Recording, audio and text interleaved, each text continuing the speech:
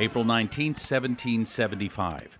The first battles for a young nation's freedom begins roughly 12 miles west of Menotomy, now modern-day Arlington. The shot heard round the world is fired. The battles of Lexington and Concord are over.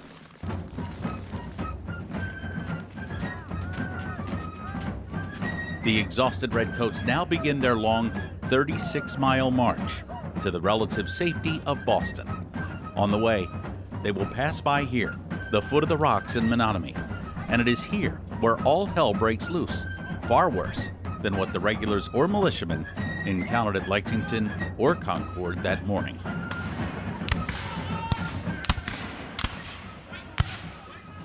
This is where, in all of the after-action reports from the British officers, the battle became truly ugly and horrendous. The regulars thought that this was going to be a simple operation, but this one was going all wrong. They were hours behind schedule. All shred of surprise had been lost at the skirmish in Lexington. Forward! Major General Francis Smith, commander of the King's Army in Lexington and Concord, was now heavily outnumbered by the militia. And for the rest of the march to Boston, this imbalance grew as scores of Minutemen, farmers, tradesmen arrived here in Menotomy from other towns and villages across the colony. And then it just continued ever since. Colonel Smith's men barely made it back to Lexington Center. He sent a desperate plea for reinforcements. Fortunately for him, the reinforcements were in the command of Lord Hugh Percy, General Percy, probably one of the best field commanders the British had in the North American theater. He brought a second brigade, doubling the forces that Smith had left with. And it's at about now 3 o'clock in the afternoon. Whips them into battle order and starts the march home. The general stabilized the situation, got Colonel Smith's men protected, and then proceeded through East Lexington into Arlington.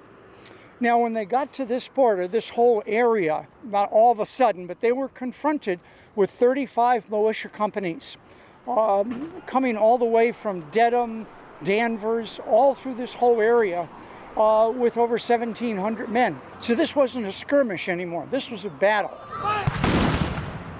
In all, there were about 35 towns that were represented. Almost 4,000 colonial militiamen, which, as Percy noted, had no one commander, but seemed to fight with one mind. From every house, every rock, every stone wall, 4,000 soldiers completely enveloping his line of march. He's surrounded, and he is outgunned. And if he can't get his column back to the harbor, General Gage will have nothing to defend the city of Boston with. And the American Revolution might have ended that month. So they are on a mission to save their lives, and they are fighting for their lives hand to hand from here all the way back. And the worst fighting, therefore, was right here in Menotomy, as they were trying to save their own lives and slaughtering everything they could find in their way. Because a large percentage of the fighting took place in this town, and specifically between here and the Jason Russell House. Now, in the late afternoon, regulars were getting picked off one by colonials using trees, buildings, and stone walls for cover in and around what is now Massachusetts Avenue. It was, as one colonial put it, every soldier's nightmare.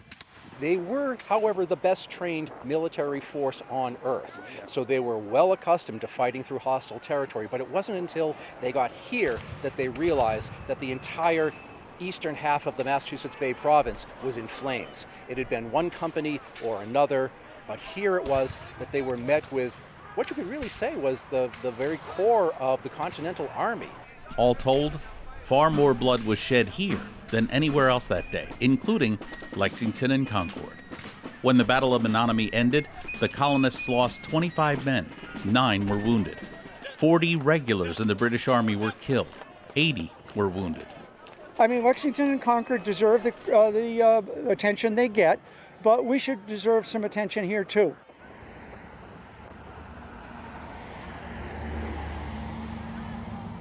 The legacy of that bloody day is now etched on these hefty rocks on this busy intersection at Mass Ave and Lowell Street. More than a mile toward Cambridge, many of the dead on both sides of that battle rest here at the old burying ground in the center of town, among the only tangible reminders of the extraordinary events that occurred here on April 19, 1775.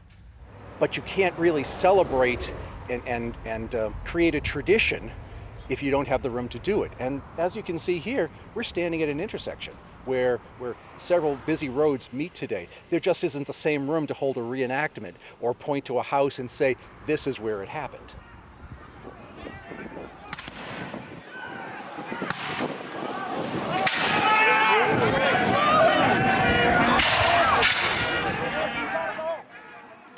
Nearly 250 years later, it is a major battle that scarcely graces our history books. The story needs to be told.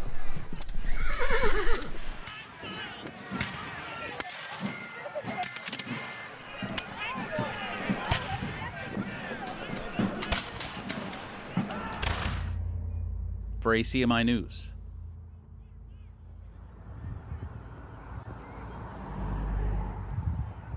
I'm Jeff Barnes.